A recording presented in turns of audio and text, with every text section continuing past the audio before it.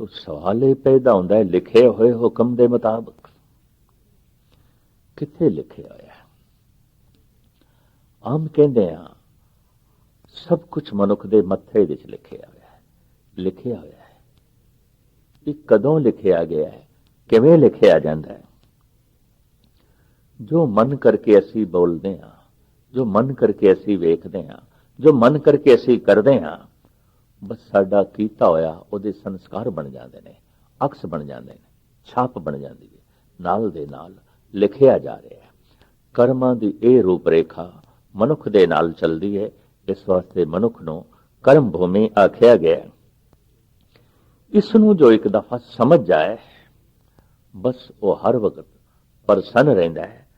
धन गुरु तेग बहादुर साहब जी का एक श्लोक इस संबंध विच समझाने वास्ते लाजमी समझदा मैं।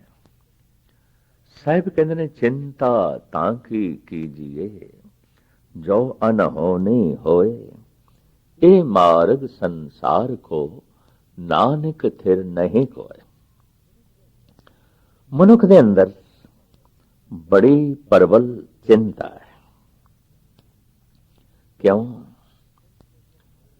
कम से कम मेरे नाल ऐसा नहीं होना चाहिए। अंदर चिंता है, किधरे हो ना जाए, किधरे हो ना जाए। दूसरा, ऐसा होना ही चाहिए क्योंकि मैं चाहना, मेरी मंग है, मेरी इच्छा है कि किधरे ऐसा ना होवे कि ना होवे, तो चिंता। गुरु तेग बहादुर साहब जी महाराज फरमान कर दें, जो नहीं होंदा वो नहीं होंदा, जो होंदा है वो ही होंदा है। इस वास्ते चिंता किहड़ी गल दी? क्योंकि अनहोनी होंदी नहीं। जो अनहोनी होए, जेकर अनहोनी होवे तां चिंता कर, तो अनहोनी होंदी नहीं। इस वास्ते साहब कहते ने, निश्चिंत हो जा, जगत दे सथिर कुछ भी नहीं है। ए मार्ग संसार को नानक थिर नहीं कोय। अगर मनुख को इसकी समझ आ जाए तो समझ करके वो सुखी हो जाता है, ना समझ आए तो दुखी हो जाता है। कीते हुए कर्मा अनुसार मस्तक दे संस्कार बनते जाते हैं, मन के संस्कार बनते जाते हैं, और उस तो सुख ते दुख उत्पन्न होता है। क्योंकि ये मर्यादा उस परिपूर्ण परमात्मा ने बनाई है। इस वास्ते साहिब कहते हैं, हुक्म लिख दुख सुख पाइए, एक ना हुक्मी बख्शीस, एक हुक्मी सदाब हो आई है। जो इस तरतीब नूं समझ लेंदे ने, मन लेंदे ने, हुक्म दे च रहिंदे ने, बख्शिश हो जाती उन्हां ते। पर एक ਉਹ ने जो इस हुक्म नूं समझदे नहीं, मनदे नहीं, सदा जमदे ते मरदे रहिंदे ने, वो हमेशा ही जन्म मरण दे चक्कर दे पै रहिंदे ने। एक हुक्मी सदाब हो आई है, हुक्मे अंदर सबको, बाहर हुक्म ना कोय। सब कुछ उसदे हुक्म दे है।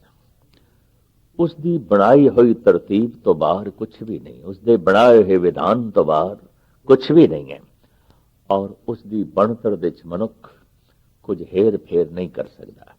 ब्रह्मंड 5 तत्तां दा है, कोई मनुख 6वां तत्त नहीं बना सकता, या एक तत्त नूं घटा के 4 तत्त नहीं कर सकता।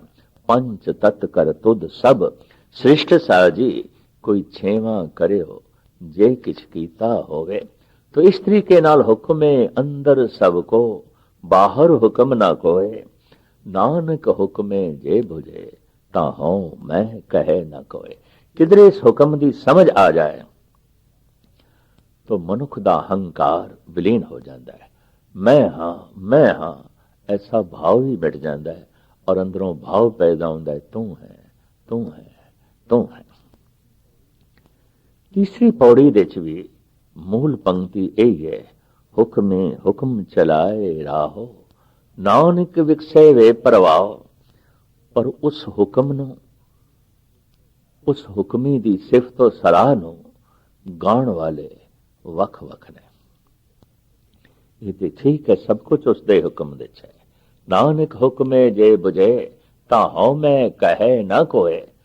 पर उस हुक्म नूं, उस हुक्मी नूं, उहदी सिफत सलाह नूं वख वख ढंग नाल ਅੱਜ ਤੱਕ ਗਾਇਆ ਗਿਆ, ਕਿਉਂਕਿ ਗਾਣ ਦੇ ਢੰਗ ਵੱਖ-ਵੱਖ, ਸਮਝ ਵੱਖ-ਵੱਖ, ਜਿਸ ਕਾਰਨ ਕਰਕੇ ਜਗਤ ਵਿੱਚ ਇਤਨੇ ਧਰਮ ਬਣੇ, ਇਤਨੇ ਪੰਥ ਬਣੇ। जैसे अलग अलग रस्ते तो नदियां सागर तक पहुंचती ने, वख वख रस्तियां तो मनुख परमात्मा तक पहुंचे। जद कोई अवतारी पुरुष ਉਹਦੀ ਸੋਚ ਨਾਲ, ਉਹਦੇ ਕਦਮਾਂ ਦੇ ਛਾਪ ਨਾਲ ਕੋਈ ਪੰਥ ਬਣਦਾ ਹੈ, ਮਾਰਗ ਬਣਦਾ ਹੈ, ਤਾਂ ਦੁਨੀਆ ਉਸਦੇ ਨਕਸ਼ੇ ਕਦਮ ਤੇ ਚੱਲ ਪੈਂਦੀ ਹੈ। ਅਕਸਰ ਪਰਬਲ ਪੁਰਖਾਂ ਦੇ ਆਸਰੇ ਤੇ ਇਸ ਤਰ੍ਹਾਂ ਦੇ ਧਰਮ ਦੇ ਰਸਤੇ ਬਣਦੇ ਨੇ, ਔਰ ਲੋਕੀ ਉਹਨਾਂ ਦੇ ਨਕਸ਼ੇ ਕਦਮ ਤੇ ਚੱਲ ਕੇ ਪਰਮਾਤਮਾ ਤੱਕ ਪਹੁੰਚਣ ਦੀ ਕੋਸ਼ਿਸ਼ ਕਰਦੇ ਨੇ। ਉਸ ਹੁਕਮੀ ਨੂੰ ਤੇ ਹੁਕਮ ਨੂੰ ਵੱਖ-ਵੱਖ ਮੁਖਤਲਿਫ ਢੰਗ ਨਾਲ ਗਾਵਿਆ ਗਿਆ। ਸਾਹਿਬ ਕਹਿੰਦੇ ਨੇ, ਗਾਵੇ ਕੋ ਤਾਣ ਹੋਵੇ ਕਿਸੇ ਤਾਣ। ਜੇ ਕਿਸੇ ਕੋਲ ਸਮਝਣ ਦਾ ਤਾਣ ਹੈ ਤੇ ਸਿਰਫ ਸਮਝਣ ਦਾ ਹੀ ਨਹੀਂ, ਕਥਨ ਕਰਨ ਦਾ ਵੀ ਤਾਣ ਹੈ। ਕਈ ਦਫਾ ਦੇਖਿਆ ਗਿਆ ਗੱਲ ਸਮਝ ਦੇ ਚ ਆ ਗਈ ਹੈ, ਮਨੁੱਖ ਸਮਝਾ ਨਹੀਂ ਸਕਦਾ, ਤੇ ਕਈ ਦਫਾ ਐਸਾ ਦੇਖਿਆ ਗਿਆ ਜੋ ਸਮਝਾ ਰਿਹਾ ਹੈ ਉਹਦੀ ਖੁਦ ਵੀ ਸਮਝ ਦੇ ਚ ਨਹੀਂ ਹੈ। ਐਸਾ ਕਦੇ ਕਦਾਈ ਆਉਂਦਾ ਹੈ ਕਿ ਜੋ ਸਮਝ ਦੇ ਚ ਆ ਗਿਆ ਹੈ ਉਹਨੂੰ ਸਮਝਾਇਆ ਵੀ ਜਾ ਰਿਹਾ ਹੈ, ਸਮਝਾਉਣ ਦੀ ਕਲਾ ਵੀ ਰੱਖਦਾ ਹੈ। ਤਾਂ ਸਾਹਿਬ ਕਹਿੰਦੇ ਨੇ, ਜਿਸ ਕੋਲ ਸਮਝਣ ਦਾ ਤਾਣ ਹੈ ਤੇ ਗਾਇਨ ਕਰਨ ਦਾ, ਕਥਨ ਕਰਨ ਦਾ ਵੀ ਤਾਣ ਹੈ, ਉਹ ਕਹਿ ਰਿਹਾ ਹੈ परमात्मा एक ताण है, एक शक्ति है। वो व्यक्ति नहीं है, वो एक शक्ति है, व्यापक है। व्यक्ति व्यापक नहीं होता, व्यक्ति का जन्म मरण होता है, और व्यक्ति की सीमा होती है, व्यक्ति सारी थां ते नहीं होता। वो एक शक्ति है। इस वास्ते तू सब नहीं थाई, जिथे हो जाए साचा सिरजन हार जियो। वो एक व्यापक सत्ता है। जिस किसी की समझ दे च आया है ते कथन करने का जिस कोल ताण सी, वो कह रहा है परमात्मा एक ताण है, एक शक्ति है। गावे को ताण होवे किसे ताण, गावे को दात जाने निशान। और कोई उसनों इस तरह गा रहा है कि जो कुछ भी साडे कोल है उस दाते दा दान है, असी इसका मुल नहीं चुकाया। ਇਹ ਅੱਖਾਂ ਸਾਨੂੰ ਦਾਨ ਦੇ ਚ ਮਿਲੀਆਂ, ਹੱਥ ਪੈਰ ਦਾਨ ਦੇ ਚ ਮਿਲੇ, ਦਿਲ ਦਿਮਾਗ ਦਾਨ ਦੇ ਚ ਮਿਲਿਆ, ਸੂਰਜ ਦੀ ਰੋਸ਼ਨੀ ਦਾਨ ਦੇ ਚ ਮਿਲ ਰਹੀ ਹੈ, ਵਗਦੀ ਹੋਈ ਪਵਨ ਦਾਨ ਦੇ ਚ ਹੈ, ਦਰਿਆਵਾਂ ਦਾ ਪਾਣੀ ਦਾਨ ਦੇ ਚ ਹੈ, ਬਰਖਾਂ ਦੀਆਂ ਬੂੰਦਾਂ ਦਾਨ ਦੇ ਚ ਪ੍ਰਾਪਤ ਹੋ ਰਹੀਆਂ ਨੇ। ਲਿਹਾਜ਼ਾ ਮਨੁੱਖ ਦੀ ਜੈਸੇ ਜੈਸੇ ਝੋਲੀ ਵੱਡੀ ਹੁੰਦੀ ਜਾਂਦੀ ਹੈ, ਉਸ ਦਾ ਦਾਨ ਉਸ ਝੋਲੀ ਦੇ ਚ ਪੈਂਦਾ ਜਾ ਰਿਹਾ ਹੈ, ਪੈਂਦਾ ਜਾ ਰਿਹਾ ਹੈ, ਪੈਦਾ ਜਾ ਰਿਹਾ ਹੈ।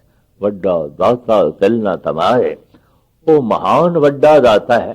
ਕੋਈ ਉਸ ਦੀਆਂ ਦਾਤਾਂ ਨੂੰ, ਦਾਤੇ ਦੀਆਂ ਨਿਸ਼ਾਨੀਆਂ ਜਾਣ ਕੇ ਗਾ ਰਿਹਾ ਹੈ, ਤੂੰ ਦਾਤਾ ਹੈ, ਦਾਤਾ ਹੈ। ਇਸ ਢੰਗ ਦਾ ਖਿਆਲ ਇਸ ਦੇਸ਼ ਦੇ ਵਿੱਚ ਪ੍ਰਚਲਿਤ ਕੀਤਾ ਵਿਸ਼ਨੂੰ ਨੇ। ਇਸ ਵਾਸਤੇ ਉਸ ਨੂੰ ਭੰਡਾਰੀ ਆਖਿਆ ਗਿਆ। ਭੰਡਾਰੇ ਦੇ ਵੰਡਣ ਵਾਲਾ ਨਹੀਂ, ਬਲਕਿ ਉਹ ਜੋ ਪ੍ਰਮਾਤਮਾ ਭੰਡਾਰੀ ਹੈ ਉਸ ਦਾ ਗਿਆਨ ਦੇਣ ਵਾਲਾ। ਵੀ ਸਭ ਕੁਝ ਸਾਡੇ ਕੋਲ ਉਸ ਭੰਡਾਰੀ ਦਾ ਦਿੱਤਾ ਹੋਇਆ ਹੈ, ਉਸ ਪਰਮਾਤਮਾ ਦਾ ਦਿੱਤਾ ਹੋਇਆ ਹੈ। ਅਸੀਂ ਇਸ ਦਾ ਕੋਈ ਵੀ ਮੁੱਲ ਨਹੀਂ ਚੁਕਾਇਆ, ਸਾਨੂੰ ਮੁਫਤ ਵਿੱਚ ਮਿਲਿਆ ਹੈ, ਦਾਨ ਵਿੱਚ ਮਿਲਿਆ ਹੈ। ਲਿਹਾਜ਼ਾ ਇਸ ਦਾਨ ਨੂੰ ਉਸ ਦੀ ਨਿਸ਼ਾਨੀ ਜਾਣ ਕੇ ਉਹਦੀ ਸਿਫਤ ਸਲਾਹ ਕਰੋ, ਉਸ ਦੀ ਉਪਮਾ ਕਰੋ। ਗਾਵੇ ਕੋ ਦਾਤ ਜਾਣੇ ਨਿਸ਼ਾਨ, ਗਾਵੇ ਕੋ ਗੁਣ ਵਡਿਆਈ ਆਚਾਰ, ਗਾਵੇ ਕੋ ਵਿਦਿਆ ਵਿਖਮ ਵਿਚਾਰ। ਕੋਈ ਉਸ ਦੀਆਂ ਸੁੰਦਰ ਸੁੰਦਰ ਵਡਿਆਈਆਂ ਨੂੰ, ਗੁਣਾਂ ਨੂੰ ਗਾਇਨ ਕਰਕੇ ਸਿਫਤੋ ਸਲਾਹ ਕਰ ਰਿਹਾ ਹੈ, ਔਰ ਬੜੀ ਬਿਖੜੀ ਵਿਦਿਆ ਨੂੰ ਸਾਹਮਣੇ ਰੱਖ ਕੇ ਉਸ ਦੀ ਉਪਮਾ ਕਰ ਰਿਹਾ ਹੈ। ਇਸ ਪਹਿਲੂ 'ਚ ਬ੍ਰਹਮਾ ਆ ਜਾਂਦਾ ਹੈ। ਉਹ ਗੁਣਵਾਨ ਸੀ, ਦਾਰਸ਼ਨਿਕ ਸੀ, ਫਿਲਾਸਫਰ ਸੀ, ਕਵੀ ਸੀ, ਸੰਗੀਤਕਾਰ ਸੀ। ਅਕਸਰ ਮੋਟੀਆਂ ਗੱਲਾਂ ਸਮਝ ਦੇ ਚ ਆ ਜਾਂਦੀਆਂ ਹਨ। ਜੋ ਕੁਝ ਹੈ ਦਾਨ ਹੈ, ਦਾਤੇ ਦੀ ਉਪਮਾ ਕਰੋ, ਸਮਝ ਦੇ ਚ ਆ ਜਾਂਦੀ ਹੈ ਗੱਲ। और एक तीसरा, गावे को साज करे तनखे, गावे को जी ले फिर दे। कोई गायन करता है वो जीवन दे के ले लेंदा है, जीवन की साजना करके खे कर देंदा है, राख कर देंदा है। ਇਹ ਖਿਆਲ ਸ਼ਿਵ ਜੀ ਦਾ ਸੀ। ਜਗਤ ਦੇ ਵਿੱਚ ਉਸਨੇ ਪ੍ਰਚਲਿਤ ਕੀਤਾ। ਉਹ ਤਨ ਦੇ ਉੱਤੇ ਰਾਖ ਮਲ ਕੇ ਚੱਲਦਾ ਸੀ ਤਾਂ ਕਿ ਹਰ ਇੱਕ ਨੂੰ ਬੋਧ ਹੋਵੇ ਜੀਵਨ ਨੇ ਰਾਖ ਹੋ ਜਾਣਾ ਹੈ। ਅਕਸਰ ਸ਼ਮਸ਼ਾਨ ਘਾਟ ਵਿੱਚ ਬੈਠਦਾ ਸੀ ਤਾਂ ਕਿ ਮੌਤ ਚੇਤੇ ਰਵੇ। ਗਲ ਵਿੱਚ ਮੁਰਦਿਆਂ ਦੀਆਂ ਖੋਪੜੀਆਂ ਦੀ ਮਾਲਾਂ ਪਹਿਨ ਕੇ ਚੱਲਦਾ ਸੀ ਤਾਂ ਕਿ ਲੋਕਾਂ ਨੂੰ ਮੌਤ ਦਾ ਗਿਆਨ ਹੋਵੇ। ਇਹ ਵੀ ਐਸੀ ਗੱਲ ਹੈ ਕਿ ਸਮਝ ਵਿੱਚ ਆਉਂਦੀ ਹੈ, ਮੋਟੀ ਹੈ। ਲੇਕਿਨ ਗਾਵੇ ਕੋ ਗੁਣ ਵਡਿਆਈਆ ਚਾਰ, ਗਾਵੇ ਕੋ ਵਿਦਿਆ ਵਿਖਮ ਵਿਚਾਰ। ਬ੍ਰਹਮੇ ਦੀ ਵਿਖੜੀ ਵਿਦਿਆ ਸਮਝ ਦੇ ਚ ਨਾ ਆਈ। ਵਿਸ਼ਨੂੰ ਦੇ ਮੰਦਰ ਬਣੇ, ਸ਼ਿਵ ਜੀ ਦੇ ਮੰਦਰ ਬਣੇ, ਬ੍ਰਹਮੇ ਦੇ ਮੰਦਰ ਨਾ ਬਣ ਸਕੇ। ਬ੍ਰਹਮਾ ਉਸ ਢੰਗ ਦਾ ਪੂਜ ਨਾ ਹੋਇਆ ਜਿਸ ਢੰਗ ਦਾ ਵਿਸ਼ਨੂੰ, ਜਿਸ ਢੰਗ ਦਾ ਸ਼ਿਵ ਜੀ। ਇਹ ਤਿੰਨ ਦ੍ਰਿਸ਼ਟੀਕੋਣ ਬੜੇ ਭਾਰੇ ਵੱਡੇ ਪੱਧਰ ਦੇ ਪ੍ਰਚਲਿਤ ਹੋਏ। ਕੋਈ ਗਾ ਰਿਹਾ ਉਸ ਦੀ ਸਿਫਤੋ ਸਲਾਹ ਨੂੰ ਬੜੀ ਵਿਖੜੀ ਵਿਦਿਆ ਨੂੰ ਲੈ ਕੇ ਔਰ ਬਹੁਤ ਗਹਿਰਾਈਆਂ ਨੂੰ ਲੈ ਕੇ, ਪਰ ਕੋਈ ਗਾ ਰਿਹਾ ਗਾਵੇ ਕੋ ਸਾਜ ਕਰੇ ਤਨਖੇ, ਗਾਵੇ ਕੋ ਜੀ ਲੈ ਫਿਰ ਦੇ।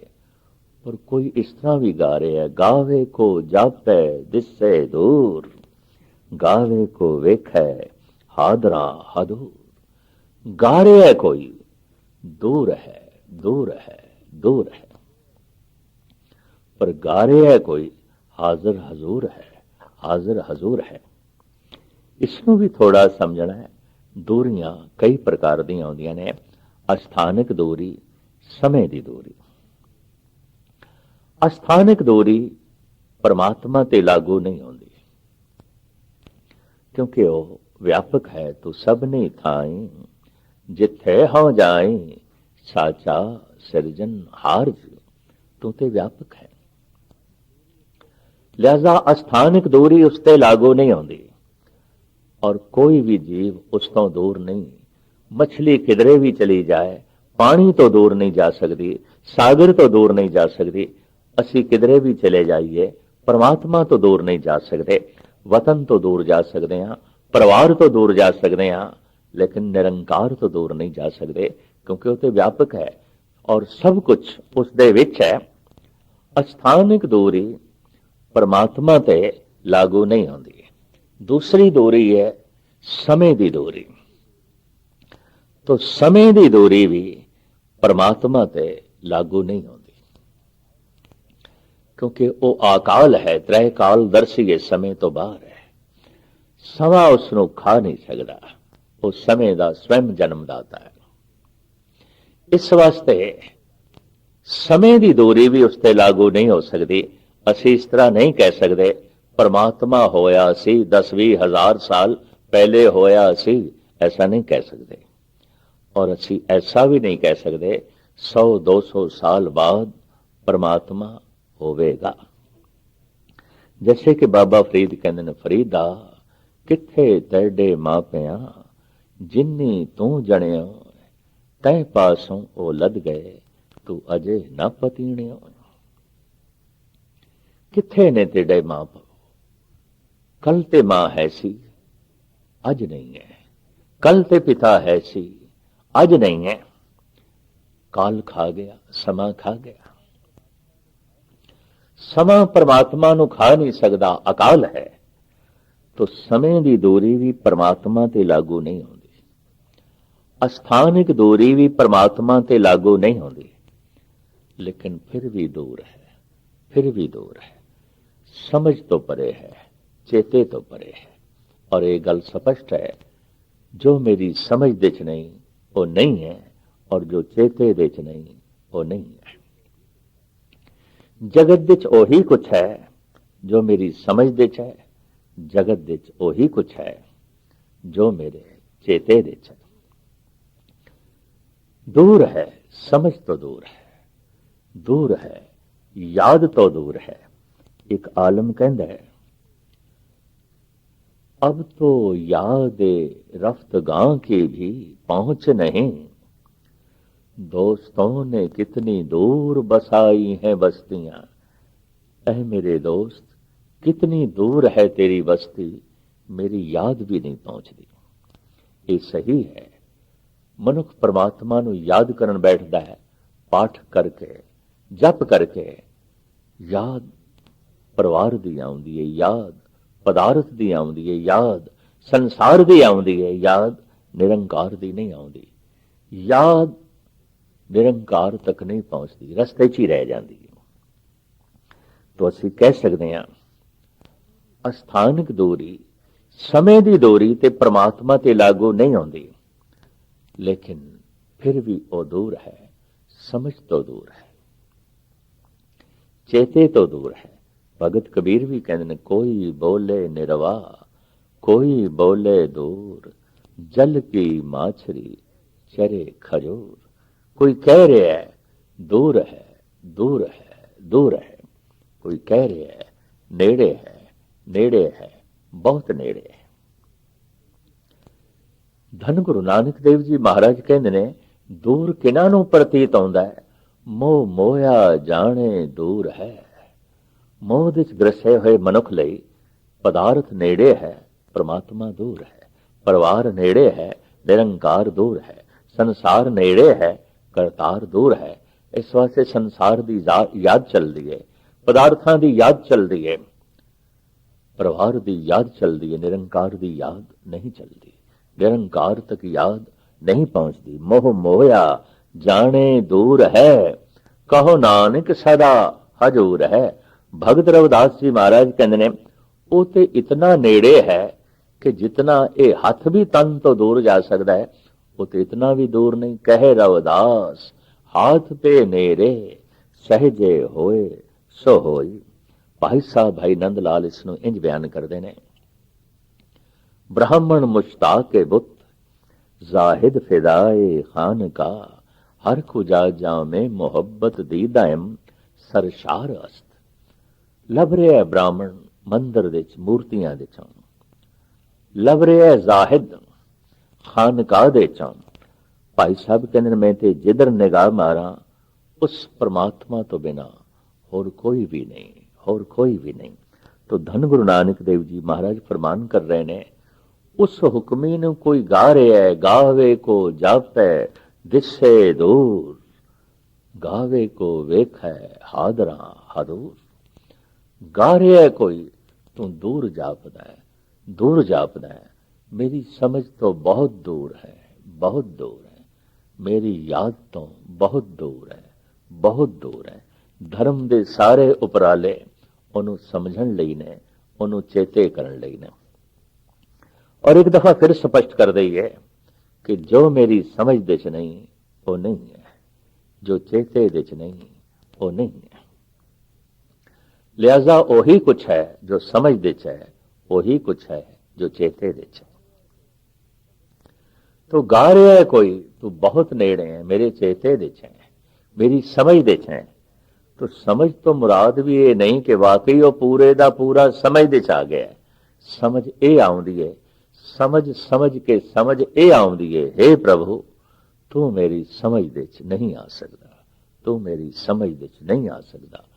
सागर दे चों एक चम्मच पानी दी मिल भी गई तो की मिली, तेरी थोड़ी बहुत सूझबूझ मिल भी गई किनका मात्र, तो ये कोई तेरी सारी सूझबूझ थोड़ी है, पर किणक जी सूझबूझ जीवन ਨੂੰ ਆਨੰਦ ਬਣਾਉਣ ਵਾਸਤੇ ਕਾਫੀ ਹੈ। ਥੋੜੀ ਜਿਹਾ ਸਮਝ ਜ਼ਿੰਦਗੀ ਦੇ ਵਿੱਚ ਰਸ ਭਰਨ ਵਾਸਤੇ ਕਾਫੀ ਹੈ, ਆਨੰਦ ਪ੍ਰਦਾਨ ਕਰਨ ਵਾਸਤੇ ਜੋ ਹੈ ਕਾਫੀ ਹੈ।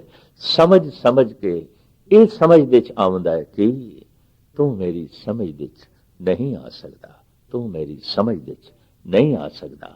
ਤੂੰ ਗਾ ਰਿਹਾ ਕੋਈ, गावे को जापे दिसे दूर, दूर है तू मेरी समझ तो, दूर है तू मेरी याद तो, पर गा रहा कोई गावे को वेख है हादरा हादूर। मैं ते वेख रहा, तू ते हाजर नाजर है, तू ते रंचक मात्र भी दूर ने, मैं ते जिधर निगाह मारदा तू ही तू है, तू ही तू है, तू सबने थाई जिथे हो जाए साचा सिरजन हार जियो। तो गावे को जापे दिसे दूर, गावे को वेखे हादरा हदूर, कथना कथी न आवे तोट, कथ कथ कथी कोटि कोट कोट। ਕਰੋੜਾਂ ਤਰ੍ਹਾਂ ਦੇ ਕਥਾਕਾਰਾਂ ਨੇ ਕਰੋੜਾਂ ਤਰ੍ਹਾਂ ਦੀਆਂ ਕਥਨੀਆਂ ਕਰੋੜਾਂ ਵਾਰ ਕੀਤੀਆਂ, ਪਰ ਕਥਨੀ ਦੀ ਤੋਟ ਅਜੇ ਵੀ ਨਹੀਂ ਆਈ। ਅਜੇ ਵੀ ਨਵੀਂ ਤੋਂ ਨਵੀਂ ਗੱਲ ਚੱਲ ਰਹੀ ਹੈ। ਕਾਰਨ ਟੋਟ ਨਹੀਂ ਆਈ, ਸੀਮਾ ਨਹੀਂ ਲੱਭੀ, ਅਸੀਮ ਹੈ, ਅਨੰਤ ਹੈ, ਬੇਅੰਤ ਹੈ। ਇਸ ਵਾਸਤੇ ਕੋਈ ਇਹ ਨਹੀਂ ਕਹਿ ਸਕਦਾ ਹੋਰ ਅੱਗੇ ਪਰਮਾਤਮਾ ਦੀ ਕੀ ਗੱਲ ਕਰੀਏ, ਗੱਲ ਤੇ ਸਾਰੀ ਮੁੱਕ ਗਈ। ਨਹੀਂ, ਗੱਲ ਕਰਨ ਵਾਲਾ ਮੁੱਕ ਜਾਂਦਾ ਹੈ, ਗੱਲ ਨਹੀਂ ਮੁੱਕਦੀ। ਕਥਾ ਕਰਨ ਵਾਲਾ ਮਿਟ ਜਾਂਦਾ ਹੈ, ਉਹਦੀ ਕਥਾ ਨਹੀਂ ਮਿਟਦੀ। ਵਿਆਖਿਆ ਕਰਨ ਵਾਲੇ ਰਹਿ ਜਾਂਦੇ ਨੇ, ਵਿਆਖਿਆ ਉਸਦੀ ਚਲਦੀ ਰਹਿੰਦੀ ਹੈ, ਚਲਦੀ ਰਹਿੰਦੀ ਹੈ। ਇਸ ਵਾਸਤੇ ਸਾਹਿਬ ਕਹਿੰਦੇ ਨੇ ਕਰੋੜਾਂ ਤਰ੍ਹਾਂ ਦੇ ਕਥਾਕਾਰਾਂ ਨੇ, ਕਰੋੜਾਂ ਤਰ੍ਹਾਂ ਦੀਆਂ ਕਥਨੀਆਂ ਕਰੋੜਾਂ ਵਾਰ ਕੀਤੀਆਂ ਨੇ, ਲੇਕਿਨ ਪ੍ਰਮਾਤਮਾ ਦੀ ਕਥਾ ਮੁੱਕੀ ਨਹੀਂ, ਸਮਾਪਤ ਨਹੀਂ ਹੋਈ, ਔਰ ਸਮਾਪਤ ਹੋ ਵੀ ਨਹੀਂ ਸਕਦੀ। ਕਥਨਾ ਕਥੀ ਨਾ ਆਵੇ ਟੋਟ, ਕਥ ਕਥ ਕਥੀ ਕੋਟੀ ਕੋਟ ਕੋਟ।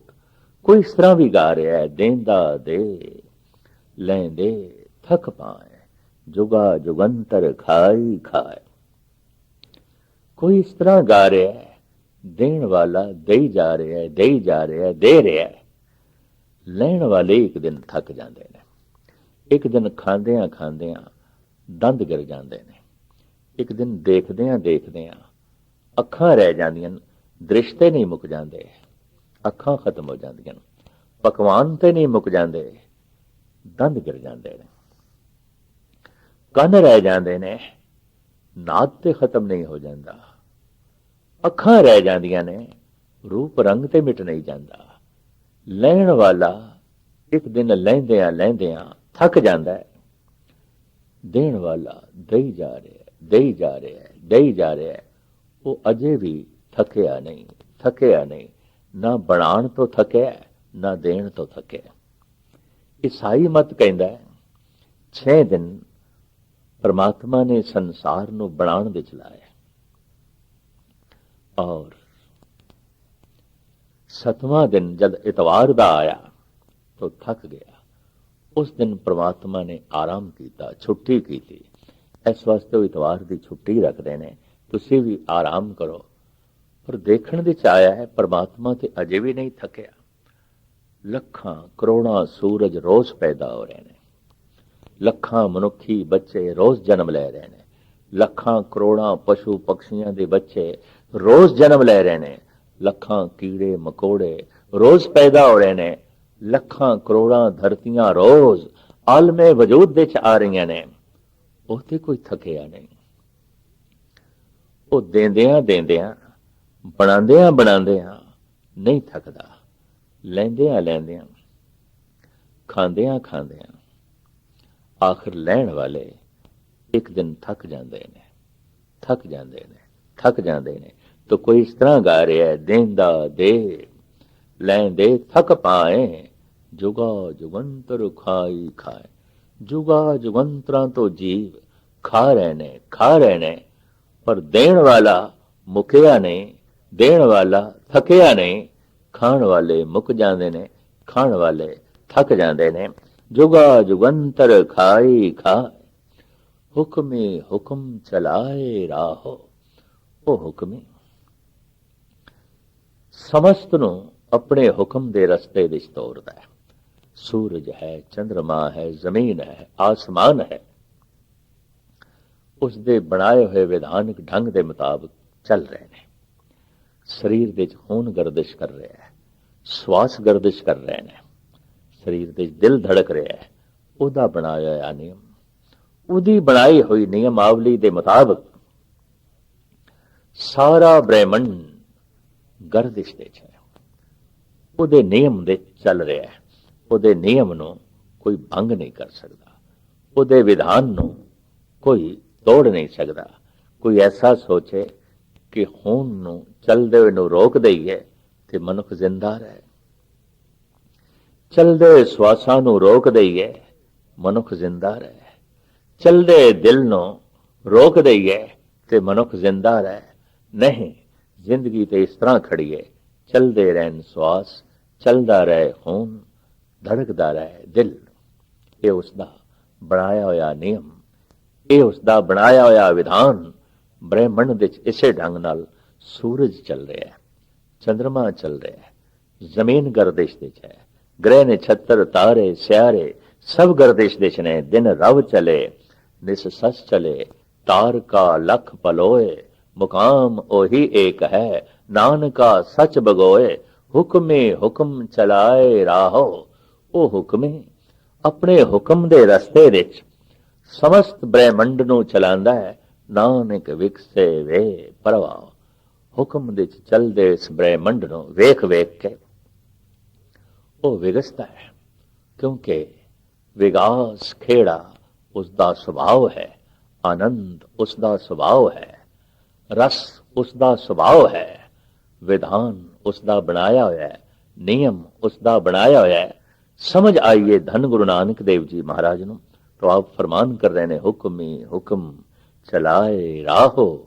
नानक विकसे वे परवाओ ओ हुक्म ही समस्त ब्रह्मंड नो अपने हुक्म दे रस्ते दे तोड़ रहे है चला रहे है और वेख वेख के विगस रहे है क्योंकि विकास आनंद ते खेड़ा उसका स्वभाव है।